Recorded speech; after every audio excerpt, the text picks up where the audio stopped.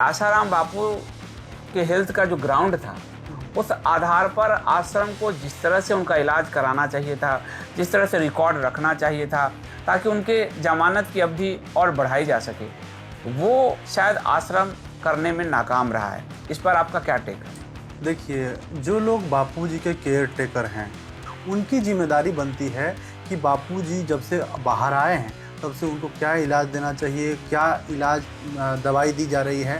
ये खाली इलाज तो हो, इलाज के साथ में रिकॉर्ड में रखा जाए, क्योंकि हम लोगों को 3 महीने के लिए ही कोर्ट ने जमानत दी है और हमको इलाज के लिए, क्योंकि बापू के हृदय में 3 ब्लॉकेज है, वो इतना आसानी से ख़त्म नहीं होने वाला है। क्या अंदर के लोग ही नहीं चाहते कि बापू बाहर आए?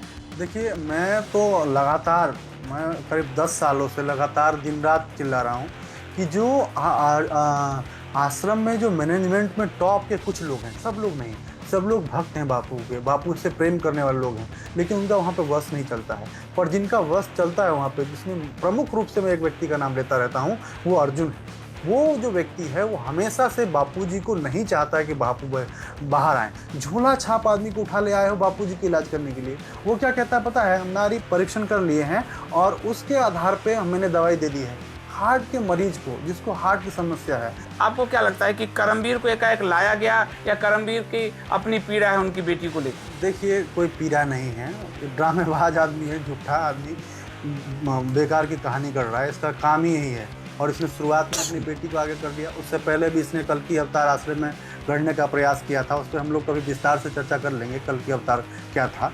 लेकिन इसका ये झूठा आदमी है और मक्कार आदमी है। बापू के समर्थक अभी भी 200-400 बचे हुए हैं, करोड़ों में संख्या है। भीड़ लग जाती, सरकार को संभाल नहीं पाती, और ये बात सरकार भी जानती है और ये बात ये लोग भी जानते हैं, लेकिन प्रोपेगेंडा करके बापूजी को जेल में रखने का प्रयास किया जा रहा है। क्या बापूजी को इस बार उनकी पत्नी और बेटी से मिलने दिया गया? नहीं, इस बार भी नहीं मिलने दिया। नहीं, कहाँ मिल पाए वो। नमस्कार। आसाराम बापू को बहुत मुश्किल से 3 महीने की जमानत मिली थी। 12 साल बाद 12 साल वो जेल में रहे और मेडिकल ग्राउंड पर उनको जमानत मिली थी। जमानत की अवधि समाप्त हो गई है और उनको पुनः जेल ले जाया गया है। इस बीच जो पीड़िता लड़की थी, उसके पिता ने ये आरोप लगाया कि आसाराम बापूजी को सबसे मिलवाया जा रहा है, अगर वो बाहर रहेंगे तो हमारी जान को खतरा है।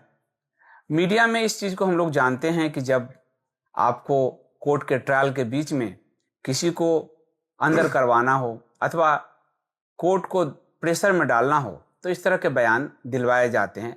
एक पत्रकार के नाते हम सब ने इसको देखा है, समझा है, और इसलिए करमवीर का जब ये बयान आने लगा पीड़िता के पिता का, उसी वक्त लग गया था कि आगे आसाराम बापू के जमानत की संभावना बढ़ने की बहुत कम है। फिर भी साधक आस लगाए हुए थे। आश्रम की क्या भूमिका रही, क्या उसने जमानत के लिए पुनः प्रयास किया, अथवा जो मेडिकल ग्राउंड पर सुप्रीम कोर्ट ने जमानत दी थी उसके लिए उसने उनका इलाज सही तरीके से करवाया, ये सब जानना जरूरी है। इसलिए आज के इस पॉडकास्ट में आसाराम बापूजी के शिष्य समर्थक बम ठाकुर जी हमारे साथ जुड़े हैं। बम जी, आपका स्वागत है इंडिया स्पीक्स डेली पर। बम जी, काफ़ी सारे साधक और सामने भी काफ़ी साधक आए हुए हैं, काफ़ी सारे साधक निराश हैं कि आसाराम बापू के हेल्थ का जो ग्राउंड था, उस आधार पर आश्रम को जिस तरह से उनका इलाज कराना चाहिए था, जिस तरह से रिकॉर्ड रखना चाहिए था ताकि उनके जमानत की अवधि और बढ़ाई जा सके, वो शायद आश्रम करने में नाकाम रहा है। इस पर आपका क्या टेक है? देखिए, जो लोग बापूजी के केयर टेकर हैं, जैसे मैं नाम पिछली बार भी लिया था और फिर से नाम ले रहा हूँ कि अर्जुन जो है वो मेन जिम्मेदार है बापूजी के केयर टेकर के रूप में। वो मेन व्यक्ति है, उसके साथ में जो भी टीम है वो सब चारों तरफ से बापूजी के साथ में लगे हुए हैं। उनकी जिम्मेदारी बनती है कि बापूजी जब से बाहर आए हैं तब से उनको क्या इलाज देना चाहिए, क्या इलाज दवाई दी जा रही है। ये खाली इलाज तो हो, इलाज के साथ में रिकॉर्ड में रखा जाए, क्योंकि हम लोगों को 3 महीने के लिए ही कोर्ट ने जमानत दी है और हमको इलाज के लिए, क्योंकि बापू के हृदय में 3 ब्लॉकेज है, वो इतना आसानी से खत्म नहीं होने वाला है और 86 वर्ष की उम्र में बाईपास भी नहीं हो सकता है। तो इसमें आयुर्वेदिक ही एक रास्ता बनता है और आयुर्वेदिक कोई भी उपचार में थोड़ा समय तो लगता है, और जब समय लगता है तो उसमें आपने जो इलाज करवाया है और क्या इलाज की आवश्यकता है वो डॉक्टर तय करेंगे, और डॉक्टर जो तय करेंगे वो रिकॉर्ड संभालना और रिपोर्ट बनवाना, ये जो है जो बापू के केयर टेकर लोग हैं, जो बापू को उपचार में इलाज में साथ घूम रहे हैं, उनकी जिम्मेदारी बनते हैं। क्योंकि ये नए लोगों को वहां पे घुसने भी नहीं दे रहे हैं, और जब ये घुसे हुए हैं और चारों तरफ से ये जो सेवा है इसको अपने आप में बांधे हुए हैं कि मैं ही करूंगा, तो आप जब इसको कर रहे हैं तो आप उसको पूर्णतः करिए, ताकि बापूजी को जमानत लगातार मिल सके। आप देखिए अहमदाबाद कोर्ट में इस बापूजी को जमानत तो मिली है, लेकिन अगर आप कोर्ट का जो अभी पुनः मिली है 3 महीने के लिए, लेकिन अगर कोर्ट में जो ट्रायल हुआ है उसमें जो बहस हुई जज के सामने, उसको सुनेंगे ना तो आपको स्पष्ट समझ में आएगा कि इन लोगों की तैयारी बहुत अच्छी नहीं थी। इन्होंने जो डॉक्टरों का रिपोर्ट था वो बहुत अच्छे ढंग से नहीं तैयार किए थे, और एक इनके वैद्य है, इन्होंने वैद्य रखा था अहमदाबाद में, उन्होंने उपचार किया था, प्रकाश नाम है, इतना मंदबुद्धि वैद्य, मतलब वो झोला छाप आदमी को उठा ले आए हो बापूजी के इलाज करने के लिए। वो क्या कहता है पता है, हम नारी परीक्षण कर लिए हैं और उसके आधार पे मैंने दवाई दे दी है। हार्ट के मरीज को, जिसको हार्ट की समस्या है, माइग्रेन की समस्या है, आंतों से खून रक्त का रिसाव चालू हो जाता है थोड़ा भी दवाई ऊपर नीचे होने पे, उनको आप नाड़ी परीक्षण करके दवाई दे दिए और आप इलाज कर रहे हैं। ये तो जेल में भी हो सकता था। ये तो इससे कोर्ट ये कह सकता था। बहुत वो कोर्ट की गनीमत है, जज साहब की गनीमत है कि उन्होंने ये बात नहीं कही कि भैया ये नारी परीक्षण तो जेल में हो सकता है, आपको जमानत की क्या जरूरत है। लेकिन जज साहब की गनीमत है कि उन्होंने नहीं कहा और उन्होंने जमानत दे दी। लेकिन इन लोगों ने कोई भी कसर नहीं छोड़ा जिससे बापूजी को आगे जमानत मिलने में समस्या ना हो। उन्होंने जानबूझ के ऐसे अल्फाज इस्तेमाल किए, ऐसे कोर्ट में दलील दिए, पेपर में कमी छोड़ी ताकि बापूजी को आगे जमानत नहीं मिले और बापूजी को पुनः जेल जाना पड़े। तो अभी की जो स्थिति क्या है कि अभी उनको सरेंडर करने को कहा गया था, कोर्ट ने कहा था सरेंडर करने को, तो अभी वो अरेस्ट हुए हैं अभी? नहीं, आज जो है आज जब अहमदाबाद केस में 28 तारीख को फैसला आया, वो भी इनकी बेवकूफ़ी के कारण, क्योंकि 21 को कोर्ट ने तारीख दिया था और 21 तक में इनका पेपर तैयार नहीं हुआ था, ऑलरेडी जो रिकॉर्ड बनाना था लास्ट मौके पे इन्होंने रिकॉर्ड तैयार किया था। और इन्होंने तो पहले ये भी कहा था कि हमको उसमें वकील रखने की जरूरत नहीं है, पर जब सब लोगों का प्रतिक्रिया आना लगा, लोग विरोध करने लगे, तो इन्होंने वकील रखी और 21 तारीख तक इनके पास में रिपोर्ट जो है तैयार नहीं था। फिर इन्होंने ही समय मांगा और 25 तारीख की तारीख मिली। 25 को कोर्ट में सुनवाई हुआ और उन्होंने फैसला सुरक्षित रखा अहमदाबाद कोर्ट ने। और जो 2 जजों का बेंच था, उन्होंने उसमें एक जज साहब तो सहमत थे बापू को जमानत देने के लिए, दूसरा जज जो था वो असहमत था, वो कह रहा था कि मैं नहीं देना चाह रहा हूँ इस कंडीशन पे बेल। तो फिर वो चीफ जस्टिस के पास में शाम को मेंशन हुआ और 5 बजे सुनवाई हुई और चीफ जस्टिस के पास में फिर से पूरी प्रक्रिया चली। और उसके बाद जो है बापूजी को 28 तारीख के शाम को चीफ जस्टिस गुजरात ने 3 महीने के लिए फिर से जमानत दी मेडिकल ग्राउंड पर। लेकिन उसके बाद जब वो जमानत मिल गई, अब हम लोगों को जोधपुर में जमानत लेने की आवश्यकता थी। तो 28 तारीख के बाद में 29 तारीख को शनिवार था, जो कोर्ट बंद था। 30 तारीख को रविवार था, कोर्ट बंद था। 31 तारीख को ईद था, कोर्ट बंद था। आज 1 तारीख था, आज हमारे ओर से कोर्ट में पेश हुए थे, मेंशन कराने गए थे। कोर्ट ने कहा कि भाई आपको ये स्पेशल नहीं है कि आपका हम अभी तुरंत तत्काल सुन रहे हैं, आज आपकी मेंशनिंग नहीं हो सकती, आप कल आइए और जो है आप उनको सिलेंडर, वो कहाँ हैं, तो बोले बापूजी जोधपुर में ही हैं, तो उनको सिलेंडर करवाइए। तो अभी जेल गए हैं और खबर ऐसी है कि जेल के बाद में शायद आरोग्यम नाम अस्पताल है, वहां जाएंगे, क्योंकि खबर ऐसी भी है कि उनके पैर में चोट लगी है और फ्रैक्चर हो गया है और प्लास्टर चढ़ा हुआ है और इसी हालत में वो जेल गए हैं। अच्छा, तो अभी वो आरोग्यम में गए हैं? नहीं, आरोग्यम में नहीं गए, अभी जेल गए हैं। मगर खबर ऐसी आ रही है कि वो आरोग्यम जाएंगे वहां से। मतलब ये आप लोगों को सूचना है जी कि उनको आरोग्यम भेजा जाएगा और वहां वो उनका इलाज होगा। आरोग्यम कहाँ, गुजरात में? नहीं, आरोग्यम अस्पताल जो है वो जोधपुर में ही है और जेल से करीब 3-4 किलोमीटर दूर है। उस अस्पताल में पहले भी भर्ती रह के बापू ने उपचार करवाया है और आगे भी शायद करवाएंगे। तो इसमें एक तो आपने ये आरोप लगाया कि जो संस्था के लोग हैं जो उनका केयर टेकर कर रहे हैं, वो उनके रिकॉर्ड को नहीं रख रहे हैं। और जब आप रिकॉर्ड नहीं रखेंगे तो आगे कोर्ट किस आधार पर सुनवाई करेगा, और कोर्ट को फिर ये पता भी नहीं चलेगा कि मेडिकल ग्राउंड क्या है जिसके आधार पर जमानत को बढ़ाए या दे। तो ऐसे में क्या लग रहा है कि क्या अंदर के लोग ही नहीं चाहते कि बापू बाहर आए? देखिए, मैं करीब 10 सालों से लगातार दिन रात चिल्ला रहा हूँ कि जो आश्रम में जो मैनेजमेंट में टॉप के कुछ लोग हैं, सब लोग नहीं, सब लोग भक्त हैं बापू के, बापू से प्रेम करने वाले लोग हैं, लेकिन उनका वहां पे वश नहीं चलता है। पर जिनका वश चलता है वहां पे, जिसमें प्रमुख रूप से मैं एक व्यक्ति का नाम लेता रहता हूँ, वो अर्जुन है। वो जो व्यक्ति है वो हमेशा से बापूजी को नहीं चाहता है कि बापू बाहर आए, क्योंकि वो बापूजी के जेल में जाने के बाद में, बापूजी के पुत्र के जेल में जाने के बाद में, बेटी और पत्नी को आश्रम से निकाल देने के बाद में, वो आश्रम के सर्वे सर्वा है। वो नहीं चाहता है कि वो सर्वे सर्वा जो का पद जो संभाल रहा है, वो जो मर्जी मर्जी आश्रम में चला रहा है, उसमें कोई खलल पैदा करे और बापूजी के बाहर आने से उसको समस्या हो सकता है। इसीलिए वो नहीं चाहता किसी भी तरीके से बाहर आए। और खबर तो ऐसी भी है कि उसके साथ जो लोग, सत्ता वाले लोग जो हैं, गुजरात के बड़े नेता, उनको बापूजी से समस्या है और वो बापूजी को बाहर नहीं आने देना चाहते हैं। उसके साथ में मिलकर ये गठजोड़ कर लिए हैं, जो आश्रम के बैठे हुए लोग हैं वो गठजोड़ कर लिए हैं और वो नहीं चाहते हैं कि बापूजी बाहर आए। उसमें सरकार की उनको मदद मिल रहा है, जिसके कारण हम लोग चाह के भी ना कुछ करना तो चाहते हैं, उत्साह होता है हम लोग कुछ करें, लेकिन उसके साथ में पुलिस है, उसके साथ में प्रशासन है, उसके साथ में व्यवस्था के लोग हैं, उसके साथ में पब्लिक है, तो हम लोग उसको कुछ कर नहीं पाते हैं, जिसके कारण वो लगातार 12 साल से षड्यंत्र करता आ रहा है। कभी अभी देखिए, अभी जैसे मेडिकल रिपोर्ट छुपा रहा था ना, मेडिकल रिकॉर्ड था वो छुपा रहा है, वैसे ही जब बापू का कोर्ट में ट्रायल चल रहा था, उस समय इन्होंने बापू की जो बेगुनाही की सबूत था वो कोर्ट से दूर रखा, जिसका परिणाम आप लोगों को सामने है कि बापूजी को झूठे और बिल्कुल बेबुनियाद, वाहियात में तो बोलो बोकस केस में, जिसमें एक दिन बापूजी को अरेस्ट नहीं होना चाहिए था, 4 जगह तो लड़की ने बयान बदली है अपनी, और कोई भी कोर्ट ने यह माना है कि बापू पे कोई भी सब जो आरोप है वो साबित नहीं हुआ है। बस लड़की के बयान को आधार बना के, वो भी वो आधार, वो वाला बयान जो वो उसने 4 बार बदली है, उसके आधार पे बापूजी को टिल डेथ का सजा सुना दिया। तो इस मामले में चूंकि आपका पक्ष है कि बापूजी पर जो है चार्ज प्रूफ नहीं हुआ है, लेकिन चूंकि उनको सजा तो मिली है, तो इसमें जो लड़की का पिता है करमवीर, उसका एक बयान अभी वायरल हो रहा है और सारी मीडिया ने उसको दिखाया है। उसका बयान है कि इसको बेल गलत मिली, इसको कोई बीमारी नहीं है, डॉक्टरों से गलत रिपोर्ट बनवा रखी है, अगर बीमारी होती तो दवाई खाता और जगह जगह सफर नहीं करता, जेल में ये व्हील चेयर पर चलता है और बाहर पैदल चल रहा है।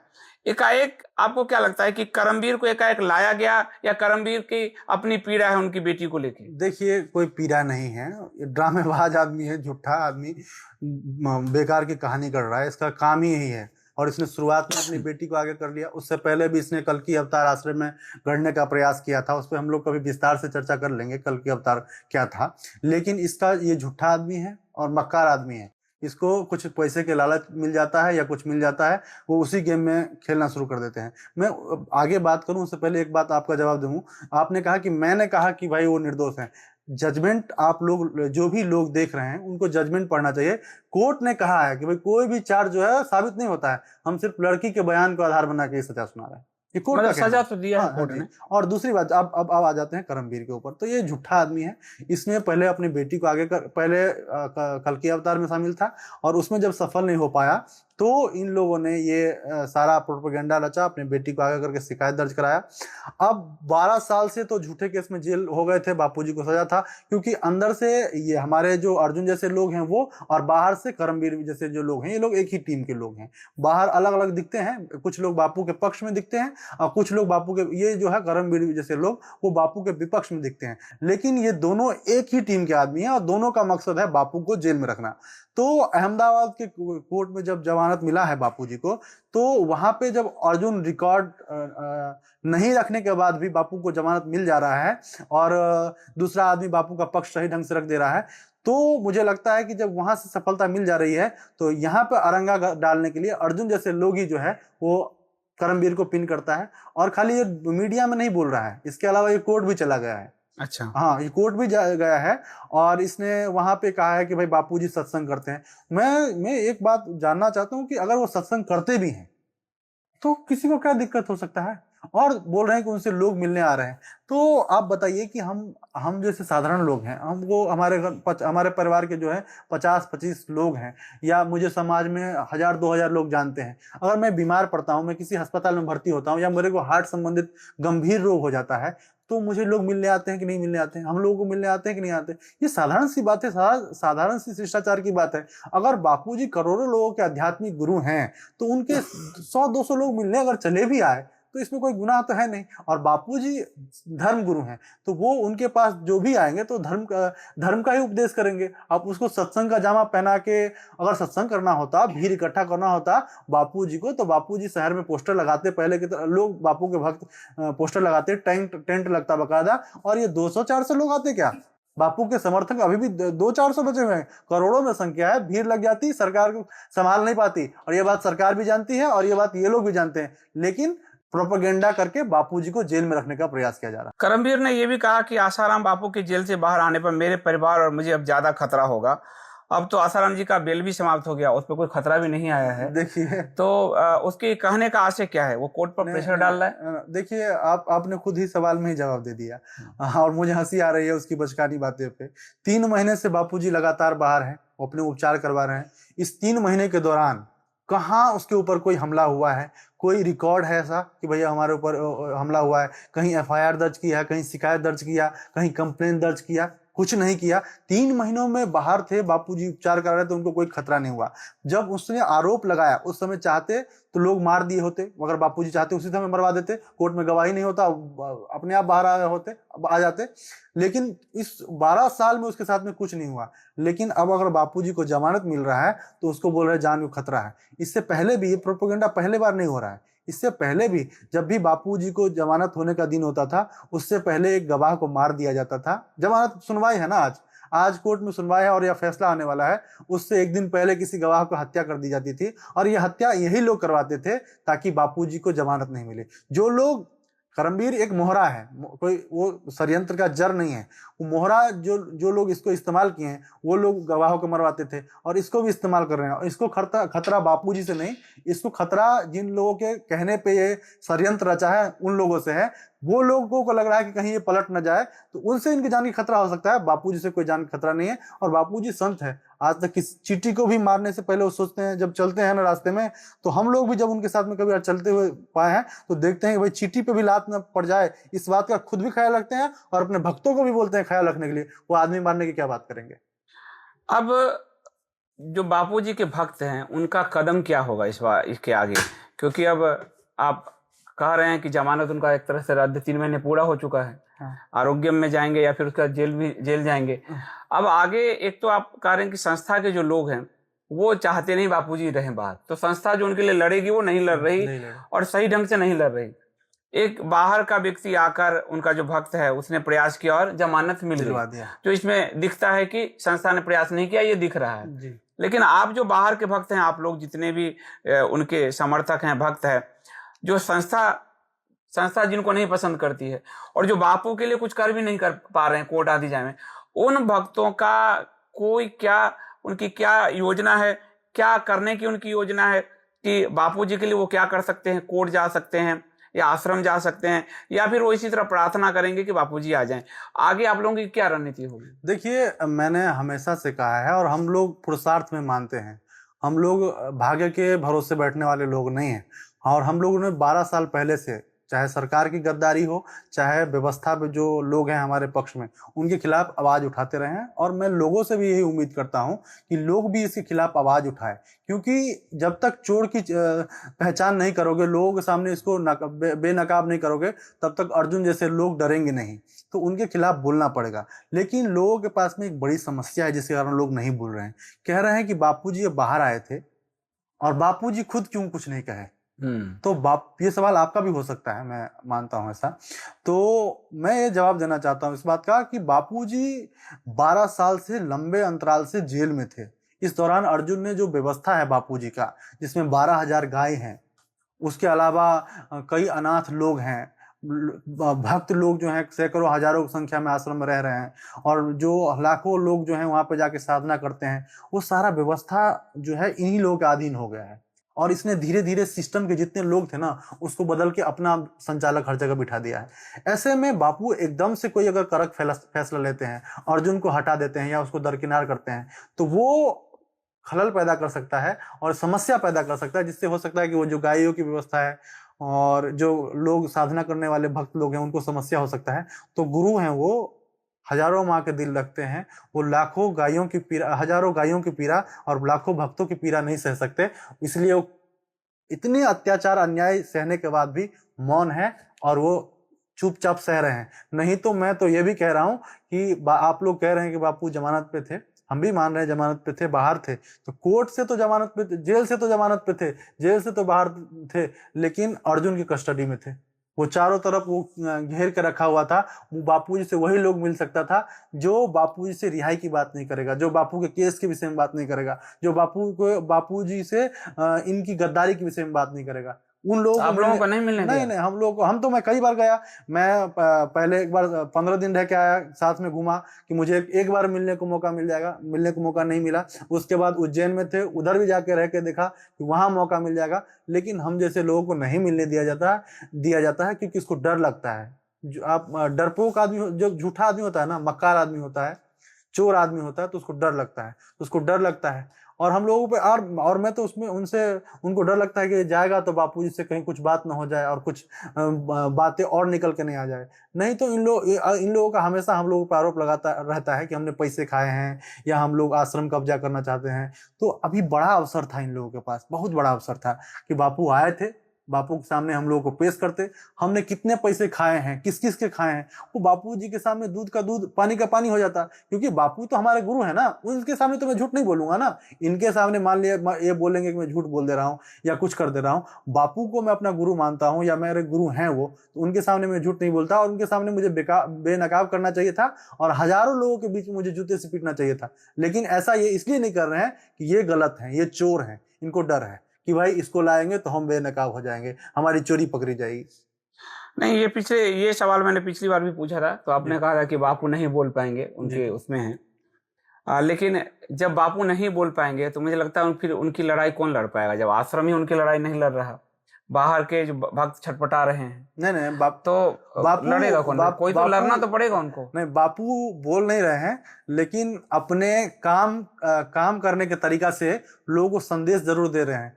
12 साल से आश्रम वालों, इतने आश्रम में लोग बैठे हैं मैं आश्रम के जो निम्न स्तर के सेवादार हैं उनकी बात नहीं कर रहा हूँ, जो टॉप के मैनेजमेंट है, उनके होते हुए एक बाहर के आदमी को पैरोकार बनाते हैं। ये बापू का संकेत नहीं समझ रहे हैं कि भाई इन लोगों पे भरोसा नहीं है बापू को, ये चोर हैं, ये बापू संकेत कर रहे हैं। और डायरेक्टली बोलना बापू अपने मुंह से नहीं कहना चाहते हैं।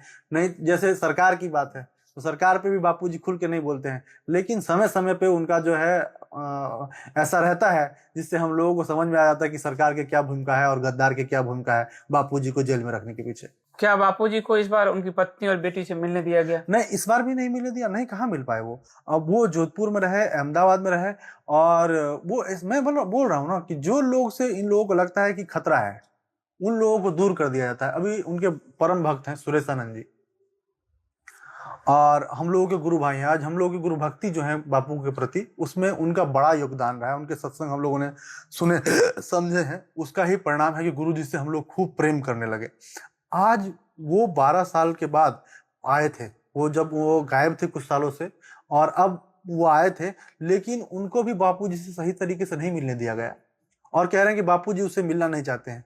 क्यों नहीं मिलना चाहेंगे और वो दूर क्यों है? ये लोग उनके खिलाफ भी प्रोपेगेंडा शुरू, जिनसे इनको डर है ना कि जो लोग सच बोल सकते हैं कभी, जिनको हजारों लोग जानते हैं, उन सबको वो बदनाम करना शुरू कर दिया। चाहे उनकी बेटी हो, चाहे उनकी पत्नी हो, और आप जो है सुरेशानंद जी हो, उनको भी बदनाम कर रहे हैं। क्यों बदनाम कर रहे हैं? सुरेशानंद जी से इस बात का डर है कि भैया ये कहीं कभी ना कभी हमारे बारे में सच बोल देंगे। सुरेशानंद जी से एक खतरा है इनको, ये कभी ना कहीं आके दावा करना शुरू कर देंगे कि भाई ये लोग गलत हैं, इसको हटाओ, भगाओ। तो उन लोगों से वो डरते हैं और उनके खिलाफ प्रोपेगेंडा चलाते हैं।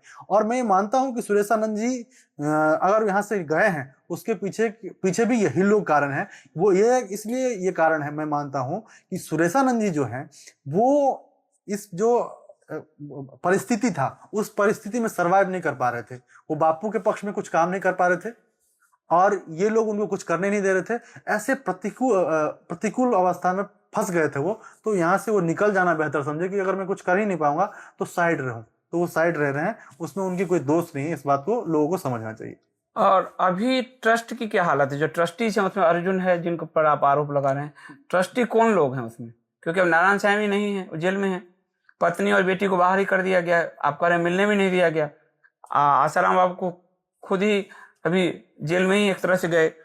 तो ट्रस्टी कौन लोग हैं? वो अर्जुन ही, उनके लोग ही ट्रस्टी हैं, क्योंकि ट्रस्टी के सिग्नेचर तो बापू के होंगे, या आप ये कह रहे हैं कि या बापू से जबरदस्ती सिग्नेचर लिए गए? जो बापू का ट्रस्ट है ना, उसमें एक लाइन लिखा हुआ था कि अगर ट्रस्टी पे किसी भी प्रकार के गंभीर आरोप लगते हैं और वो साबित हो जाता है तो ट्रस्टी होने योग्य नहीं रहेंगे। तो साईं जी को भी जो उनके पुत्र हैं उनको पे भी साबित करवा दिए इन लोगों ने, और बापू जी पे भी साबित करवा दिए।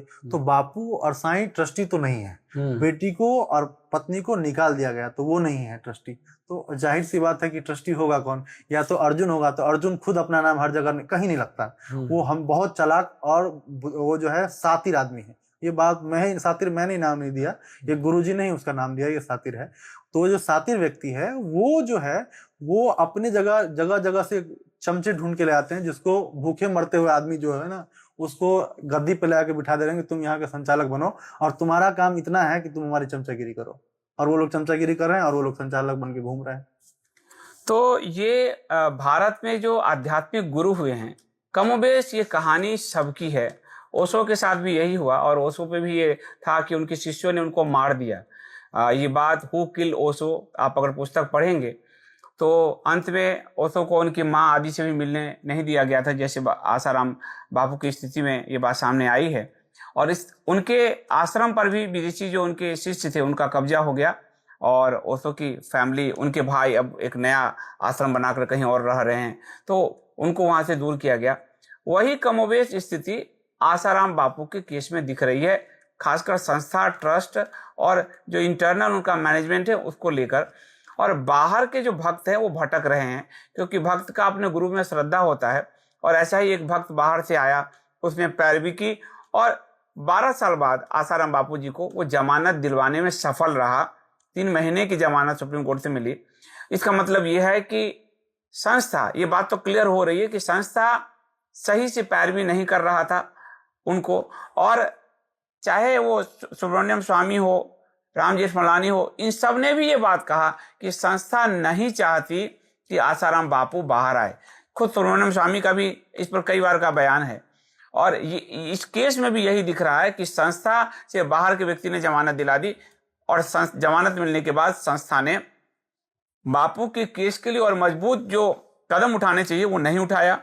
साथ ही उनके भक्तों से उनको नहीं मिलने दिया, उनकी पत्नी से उनको नहीं मिलने दिया, उनकी बेटी से उनको नहीं मिलने दिया, जो बम जी कह रहे हैं। मेरी इस बारे में इंफॉर्मेशन नहीं है, जो ये कह रहे हैं।